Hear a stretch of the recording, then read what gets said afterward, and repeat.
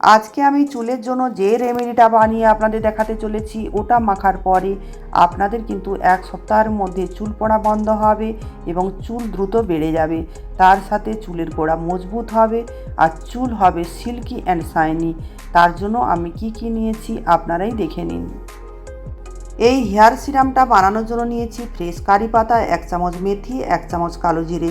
তারপর গ্যাসের উপরে কড়াই বসিয়ে তাতে 400 ml জল দিয়ে দিলাম আর সমস্ত কিছু দিয়ে দিচ্ছি। গ্যাসের ফ্লেম কিন্তু একদম সিমিতে রেখে এটাকে ফুটিয়ে নিতে হবে 15 মিনিট মতো। কমে যে প্রায় 50% হয়ে গিয়েছে আর জলটা ঠান্ডা হয়ে যেতেই আমি কিন্তু নামিয়ে নিয়েছি। নামিয়ে নিয়ে এইভাবে একটা স্প্রে বোতলে ভরে নিলাম। আপনারা যে কোনো বোতলে ভরে নিতে পারেন।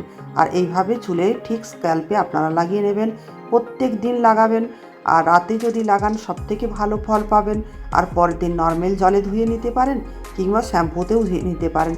আর যদি মনে হয় যে প্রত্যেক দিন চুলটা ধোবো না, ঠিক এভাবেও রেখে দিতে পারেন। আর পরের দিন শ্যাম্পুর পরে যখন আপনি চুলটাকে দেখবেন তখন কিন্তু আপনার চুলটা দেখেই আপনি অবাক হয়ে যাবেন। ঠিক 1 সপ্তাহের মধ্যেই আপনি কিন্তু চুলের জেল্লা দেখে আপনি নিজেই এর প্রেমে পড়ে যাবেন। এই হেয়ার সিরামটা বানানো খুবই সহজ, তাই একবার বাড়িতে আপনারা বানিয়ে দেখুন আর এটা ব্যবহার করুন। দেখবেন এটা সত্যিই চুলের জন্য অত্যন্ত উপকারী।